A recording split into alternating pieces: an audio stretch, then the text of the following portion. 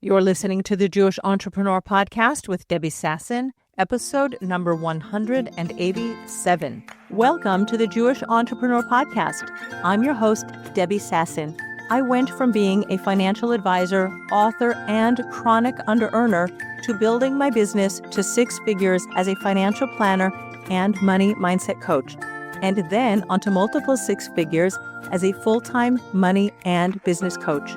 I help entrepreneurs create money-making businesses and build wealth using sales and money mindset strategies and in alignment with authentic Jewish values. Now, let's dive in to today's show. Hello, my friends, and welcome back to the podcast, and Happy New Year, Shana Tova. I'm recording this episode, actually the intro to this episode, because I will be resharing an episode that I recorded, I think 3 years ago, maybe 4 years ago, on forgiving your financial mistakes. But I change, you change, the world changes, and it's always a good idea. Just like in the Jewish year, we come back to the same point in the year. The New Year's, the Yom Kippur that we're about to reach, we come back to the same point, but we're always on a different level. So I wanted to share this episode again, and I wanted to give you, as an introduction, some new insights to financial forgiveness. And before I jump into that, I want to give you some background on how I think about money. I know last week on the podcast, we talked about rewriting your money blueprint for the new year.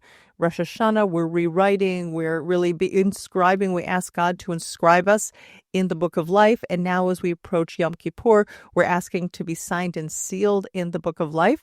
And so let's just start with my overall approach and belief about money. First of all, money is spiritual.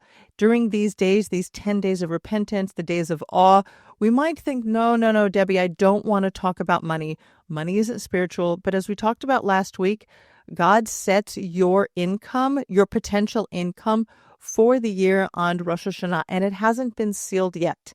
And if there were any ways in which you behaved, acted, even thought about money, judged other people with money in the previous year, these days are perfect. These are the exact days that you want to be clearing any mistakes, any shame that you might have, any judgments that you might have of other people. And we're going to get to exactly this in a minute.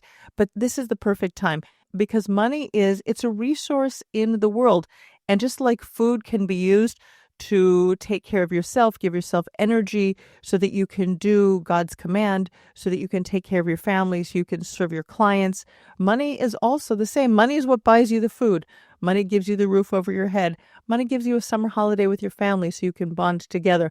Money is what you use to give charity, to give tzedakah. Money is a beautiful resource in the world, and it's powerful. We can do so much good in the world with money. Money is a resource for healing. Money is an opportunity. It's a money opportunity that you can have when you have money to live with less financial stress. So many people have just regular daily, weekly anxiety, stress, marriage challenges because of money or over money. Money isn't the thing. Money is an inanimate object. Like I said, it's a resource, but there's so much stress. And when you allow yourself graciously and gratefully to receive more money, to earn more money, right, that just reduces so much stress. Money solves money problems, right? Money isn't going to, be able to solve things that have no connection with money, but money might give you opportunities if you have childhood trauma and you need money to heal yourself. If your synagogue, your shul wants to build a building, you can give back using money. Money is that resource that is energy. It propels things. It moves things. So money will solve a lot of money problems.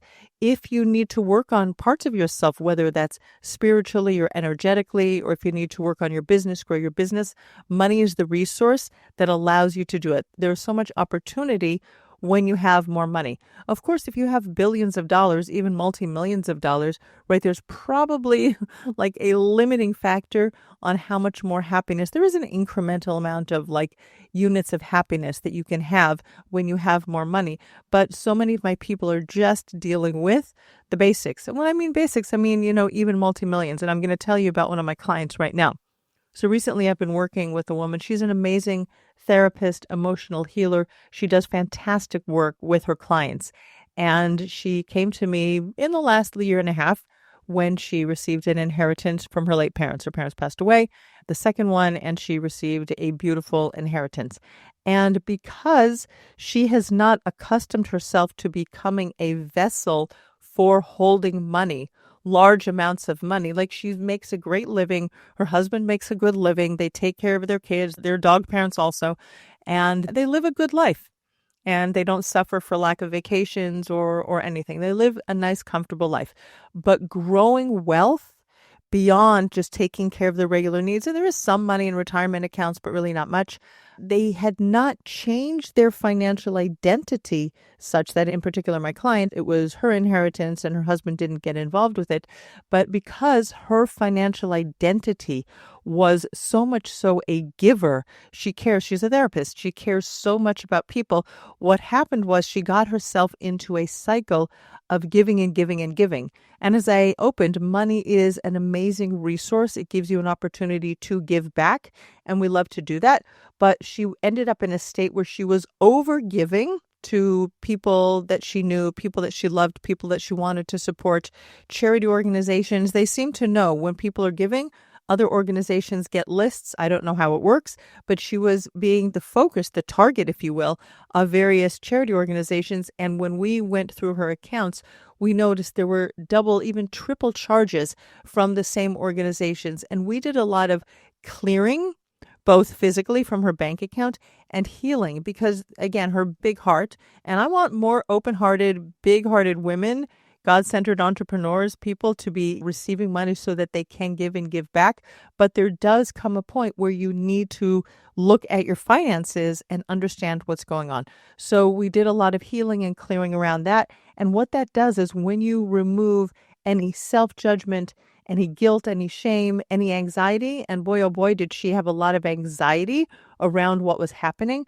What that does is it clears the air, if you will. It clears energetic space and it gives you more energetic capacity to allow more money to flow to you, to flow through you, and to be held by you in beautiful ways. So that's a real life story that happened to one of my clients really in the last year and a half. And I think it's important, if you know that you are over giving and something needs to change, this is your opportunity right before Yom Kippur. And I'm going to share on the podcast episode a 3-step process for doing this. This is your opportunity to really look at what's happening with your money and change the way you're doing it. So that's story number one. Story number two is my personal story, because this is the work that I do in the world. And I have done a lot of money healing, money clearing. I've looked at my childhood origin stories around money. But recently, in this time frame, right around now, Rosh Hashanah, Yom Kippur, I was looking at my experience during college, specifically, because I've done a lot of clearing on my childhood stuff and my parents' stuff and whatever. And what came up for me was some of the women that I was in college with. I went to Smith College, which, if you don't know it, it's on the East Coast. It is a small school. There is a very tiny Jewish population there. I really don't know. It had to be God's plan. I don't know why I ended up there, but I did. And I felt like there were so many young women at Smith that had gone to boarding school, they'd gone to prep school, and they were so out of my league. That's the only way that I could say it, or I was not in their league. And I felt like I was other. I felt like I was different from them. And this is where I noticed that I had been judging people with money. And when you judge people with money, that's never a good sign for you to receive money. You can't receive money and allow yourself to be a vessel to hold money when you are judging other people who have, at least it looks like on the outside, it looks like they have more than you do. And that's not going to allow you, because again, you're making this gap. There's them and there's me. And there's this bridge between them, and ne'er the twain shall meet. So if you notice that you're judging rich people, and I also have a podcast episode on judging rich people, I'll put that into the show notes, but you can't become a wealthy person when you are judging people. So what I did is I flipped the script on that. I was like, okay, this was an experience that God gave me, and I did some tapping on it, EFT, emotional freedom technique tapping, on really clearing any energy of feeling like I didn't belong to them. And I really had to go through this a few times because I was still feeling some angst in my belly about me and them, and we were in different worlds. And what I really came to the conclusion was that these young women, I was put into the same classrooms with them. We lived in the same sorority houses, dormitory houses. We lived together. And what God was doing was expanding my horizons, expanding me, showing me what was possible. This was the exact experience that I was supposed to have, not to judge them, but to see possibility. And indeed, after college, I went to work on Wall Street. That never would have happened to this 18-year-old girl who'd been living in Los Angeles, riding her bicycle down Pacific Coast Highway and working in my cousin's camera store. I didn't have that on my radar screen. So this was a beautiful experience, a beautiful clearing, and really allowing these other young women who grew up at boarding schools and prep schools and I felt were so different from me. Really, they were 18 and 20 and 21. We were all the same young women learning for our college educations. I was on rec council. I was on the recreation council with them. There was so much similar that why did my brain want to make a difference between us? I don't know, but it was so that now, more than 40 years later, I could clear that belief. I could stop judging them, and that I could become a bigger vessel for receiving and holding more money and sharing this work in the world. Because really, this is my work in the world. It is my work to help God-centered women and men to earn more money, to receive more money, to hold more money, and take care of themselves and their families graciously and give back. All right, my friends, that was a very long introduction. It was almost a podcast episode in and of itself. So without further ado, here is episode 187 for you today. Hello, my friends, and welcome back to the podcast. We are in a new Jewish year. So I want to wish all of my listeners a Shana Tova, Happy New Year, and give you my dearest blessings for sweetness and abundance and prosperity and all the joyous things that you are praying for and dreaming and hoping for this year. We had a lovely and meaningful Rosh Hashanah with our family. I hope you did as well, wherever you are in the world. Today, I'm going to speak about the emotional side of money, and I'm going to cover 3 steps to forgiving your financial mistakes. Financial mistakes happen to all of us, but very frequently there are such heavy emotions surrounding our mistakes that it keeps us back. We think that we're wrong, there's something not good enough about us, and those sort of emotional heavinesses and that baggage that we're carrying will stop us from actually setting out that plan that I'm talking about and moving forward toward it. So we're going to follow a 3-step process that the Rambam gives us for forgiveness. The Rambam was a very influential Torah scholar and Jewish philosopher who lived in the Middle Ages. The Rambam, also known as Maimonides, was born in Spain in 1138, and he died in Egypt in the year 1204. And he had a very prolific history, was very well known, and he was also a physician to the Saladin in Egypt toward the end of his life, and also in the next dynasty that reigned in Egypt after the demise of the Saladin.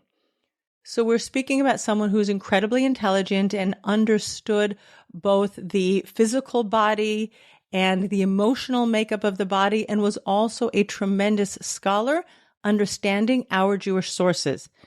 And the Rambam gave us a 3-step process to forgiving ourselves for our sins between us and God, our sins between man and man. And I think that this 3-step process is also very useful when we want to forgive ourselves for the financial mistakes that we made. I'm not speaking today about financial mistakes between 2 people. Perhaps somebody borrowed money from you and didn't give it back. Perhaps somebody injured you and there were financial repercussions. Or if you have a rental property, we had a rental property once, and the people who were living there, our tenants, they actually still owe us an amount of money that is equivalent to about $3,000 because they left and they never paid us for the last few months of rent. So there are financial sins, let's call them, for lack of a better word, between man, and we're not going to be addressing those today. We can speak about that on a different podcast, how you want to forgive other people for the things that they did and move on. Today we're speaking only about your money mistakes. The 3-step process that we learn from the Rambam, also known as Maimonides, is number 1, regret. Regret for what you did.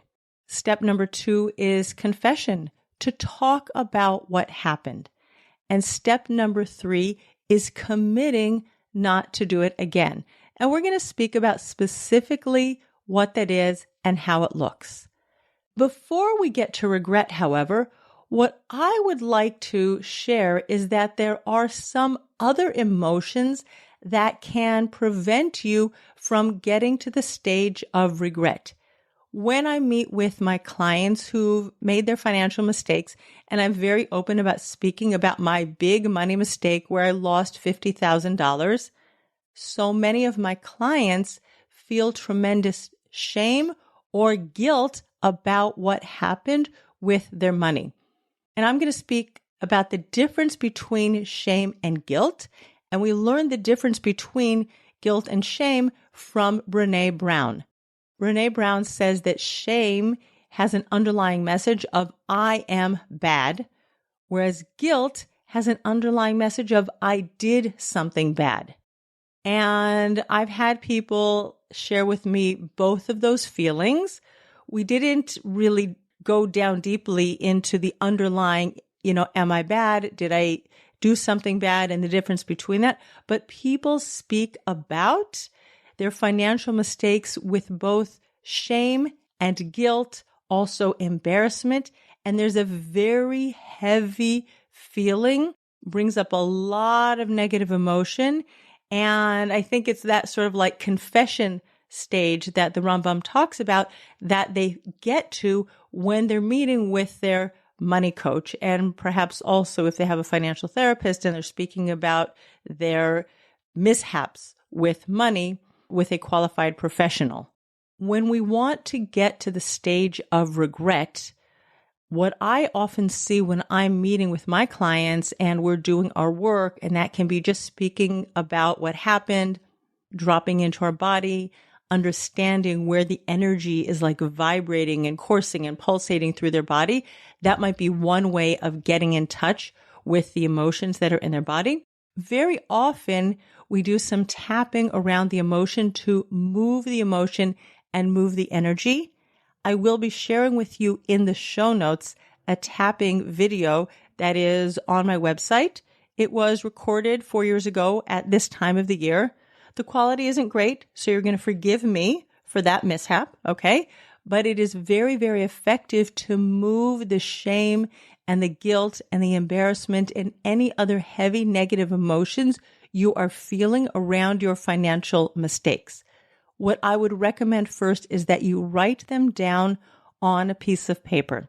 When they're in your brain and they're taking up space in your mind, it can feel so overwhelming. Once you can get your thoughts, what went wrong, what you did wrong, what you're thinking about yourself as a person, when you get it out of your mind and onto a piece of paper using a pen or a pencil, you become a witness to or a watcher of your thoughts, and it gives you a lot more clarity about what is really happening. It's no longer a part of you.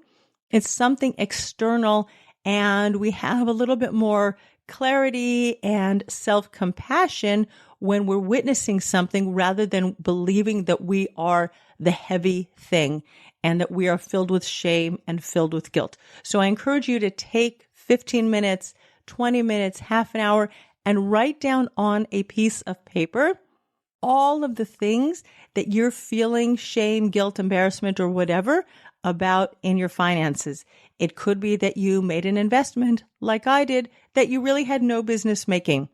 Could be you stole money out of your parents' drawer when you were a little kid, or perhaps you stole something from the supermarket or you cheated on a test and because of that you were able to get a job and you got paid money, or you cheated on your tax return, whatever it is, write down everything it is that is making you feel uncomfortable around your money.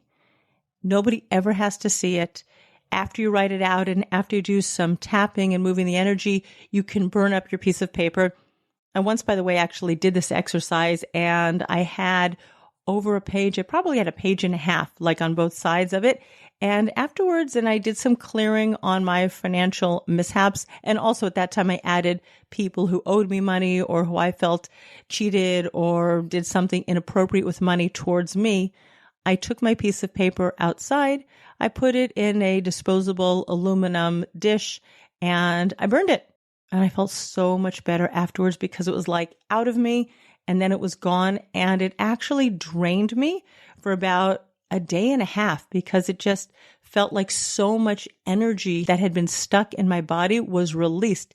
And when we just start shifting energy, our body needs to heal and it needs to rest.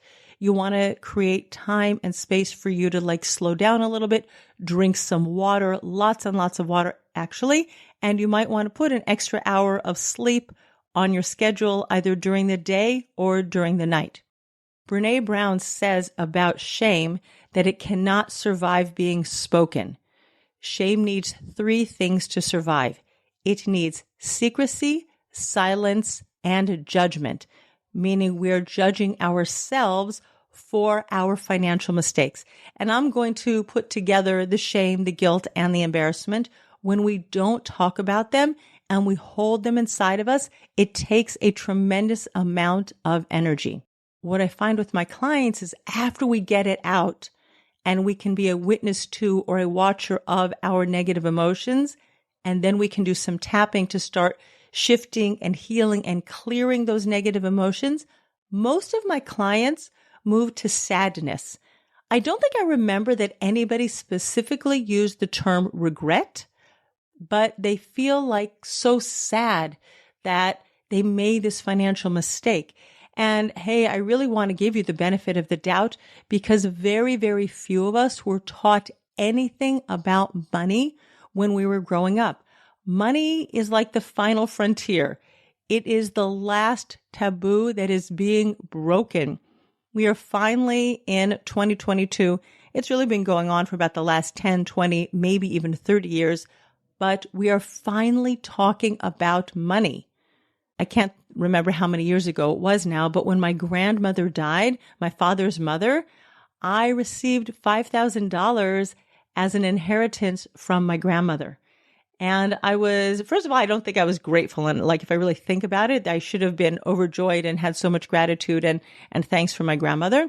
I do remember asking my dad, saying, "Daddy, what should I do with this money?" And he really didn't give me any direction, right? It's not his fault. You know, many parents did not help their children figure out what to do with money. We were just supposed to figure it out by ourselves. He told me, go down to the bank and ask them what to do with it. So at the time, I went down to the bank. I put it into a certificate of deposit. I didn't know really too much about what I was doing, but I did. Figured, okay, it'll earn some interest. And then in a few years from now, I'll have more money.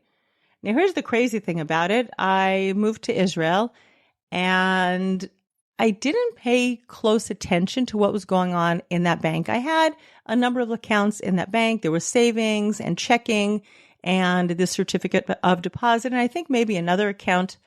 And my little regional bank was bought by Citibank.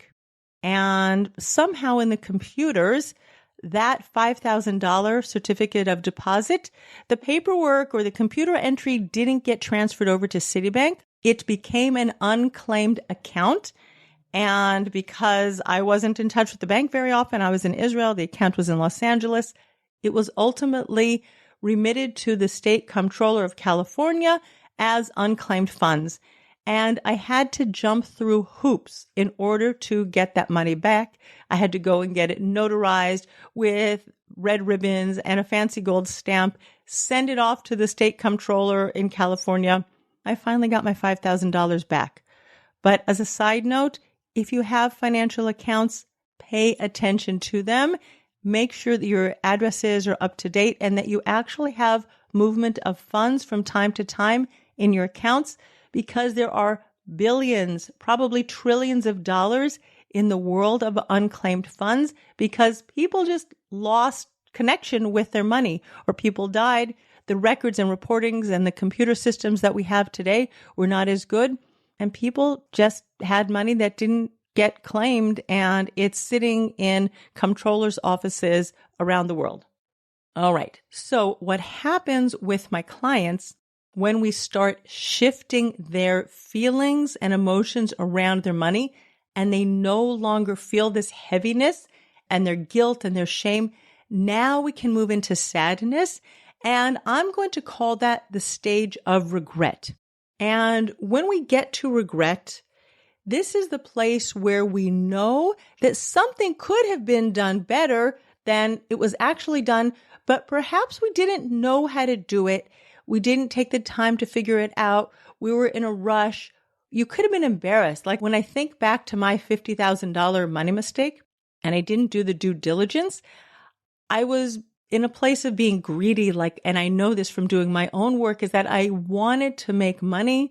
I thought that I was a big shot and I could make money quickly, and I was being driven by greed.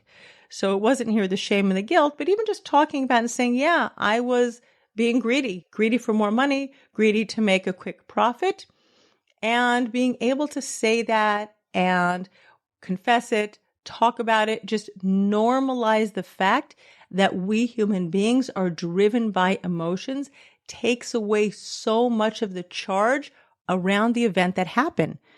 But there was probably something that happened because you were doing the best you could at that time. Coulda, woulda, shoulda, maybe done it differently.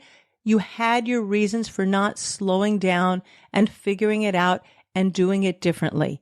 It could be it was because of the way that you were raised around money, that money was such an emotionally charged topic that you just wanted to bury your head in the sand and not deal with it. Or it could be you thought you knew what was going on, or there was that greed or some arrogance or elitism or whatever it was around money. You made a mistake and you're like, yep, I could have done better. If I could turn back the clock right now, I would have figured it out, but you didn't. So once you can feel that regret, now it opens you up to doing things differently. And because you've already written it down on paper, and maybe you've done some tapping on it, or you've done some journaling on it, or something else, you've actually burned it, like I recommended, right? You've regretted your mistake, and you've talked about it, you've confessed it. Now we can get on to step 3, which is committing not to doing it again. So the question is, if you made a financial mistake like I did, investing in something that I never should have invested in, how do I commit to not doing it again? Number 1 is education. If there are things that have to do with money that you don't know, you can get yourself some financial education. Google is your friend. Anything that you don't know about with money, you can just put it into Google and Google will give you more answers than you will ever know. When it came to investing in the stock market, I did so much research that I ultimately wrote a book, The 1K Investor, Simple, Smart Steps to Start Investing with $1,000 or Less. And believe you me, I have never made that same financial mistake again. I took back control of our investment accounts from the investment managers who were managing our accounts, and only I now invest our money. We do have some pensions in Israel, and because of the way things are set up here, we do have financial managers for our pension accounts, but the money that is in our US dollar accounts, that I manage because I now understand and feel confident that I can manage the money. Your mistake might be that you got into a tremendous amount of credit card debt. That is a very prevalent money mistake.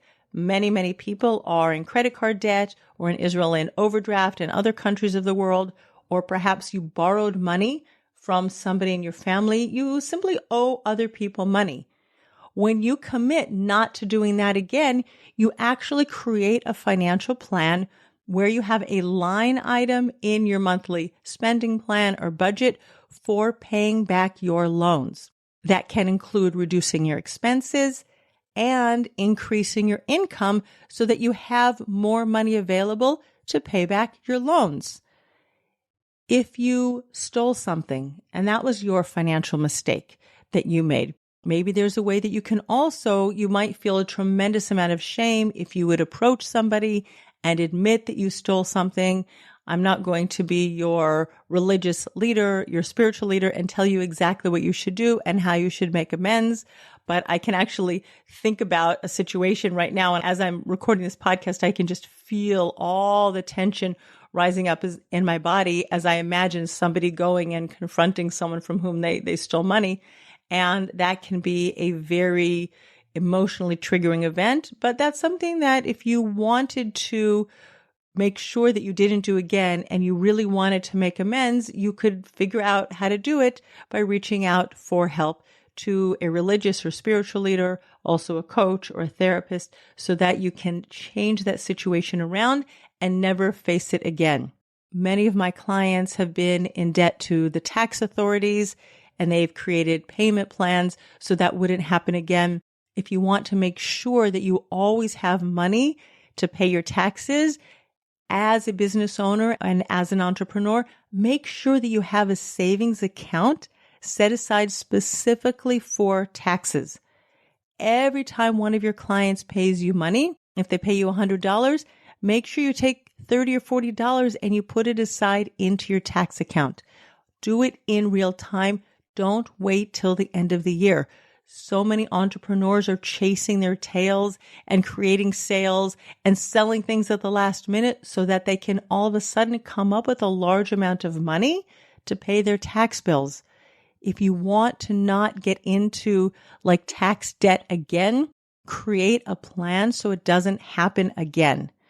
It doesn't help you to solve last year's problem, but you can make sure that going forward, it doesn't happen. And then you just have an outstanding debt to your tax authorities and you'll pay that over time. It might require that you reduce your standard of living for a little while you're paying down your debt. But that is really all it takes. It's very, very simple, not easy, because it might require that you say no to some things while you are fixing your financial mistakes. It might require that you actually create a plan and stick to the plan in spite of your desire to go off plan and do things differently. You might have other things to do with your time. Somebody was in a conversation with me on LinkedIn recently, and at the end of the conversation, she said, now I have to figure out when I can find the time to read your book. And I was like, well, you can set aside 10 or 15 minutes a day and commit to that plan. It's simple. It's not always easy because something is going to come and draw your attention away, or you'll push it off till the end of the day. You'll be very tired and you won't want to engage in learning about money and becoming more literate with your finances, learning the jargon, learning the lingo, saying no to some spending that you might want to do because you want to, you need to, you've committed to putting money aside in your savings account. But there are 3 simple steps to forgiving yourself for your financial mistakes. Number 1 is feeling regret. Regret is again on that spectrum from shame and guilt and embarrassment. We're moving towards more neutral emotions. Regret is much more just a recognition that something happened that you would prefer didn't happen, but you're moving towards feeling financially in control and on top of your money and feeling that financial freedom, which is where we all want to get to. But it's no longer that secretive and self-judgment that you're putting on yourself for making that mistake. So number 1 is regret. Number 2 is confession, just talking about it, creating neutrality, just taking off that emotional charge because we've become a witness to our emotions. And step number 3 is creating the plan and committing to the plan. So whatever financial mistake happened, there's a 90% chance it's not going to happen again. That's what I have for you today, my friends, before the holiday of Yom Kippur. And this is the holiday in the Jewish world when we ask God to forgive us for the sins that we committed against him. And this is one of the ways that we forgive ourselves and we can come closer to God, is that we forgive ourselves and we take away the barriers between us and our Creator. I wish you a Shana Tova, a Gemar Chatima Tova. It should be a good year and a sweet year. And I bless you that you should have financial freedom and financial abundance and financial prosperity this year. Bye-bye, my friends. Thank you so much for tuning in to today's episode of the Jewish Entrepreneur Podcast. I hope that you uncovered some money mistakes that you've made in the past. I mean, we have all made money mistakes. It's why I talk about my $50,000 money mistake in my book, The 1K Investor. And wherever you are right now, take some time out. I know that these are high pressure times of the year. You don't have a lot of time between Rosh Hashanah, Yom Kippur, building your sukkah, taking care of your family. But if you can find one little area around money that's causing you some angst, that's causing you some anxiety, and you can forgive yourself, I really, really do believe that you free up energetic capacity inside of you. You let things go and you create space for more abundance in your life in this coming year. We know that on Rosh Hashanah, God sets for us how much money we can receive, its potential, how much of a vessel, how much of a kli, we say in Hebrew, can you make yourself to earn more money and receive more money this year and build sustainable wealth. That all comes with you taking ownership of the mistakes that you've made, forgiving yourself, because you can't make more when you're beating yourself over the head, right? Clear the air, clear the space. I really wish you a Shana Tova, Gemar Chatima Tova. It should be a beautiful, blessed year for you and your family. And I will see you next week on the Jewish Entrepreneur Podcast. Bye-bye for now. Thanks for listening to the Jewish Entrepreneur Podcast. If you want to stop underselling and under-earning and close more sales, you need to clear the limiting money beliefs that are sabotaging your business growth. Head on over to debbiesasson.com/mindset and download my free Money Mindset Workbook. Uncover and dissolve money blocks like hundreds of other entrepreneurs who are now building 6, multi-6, and 7-figure businesses and creating true financial freedom.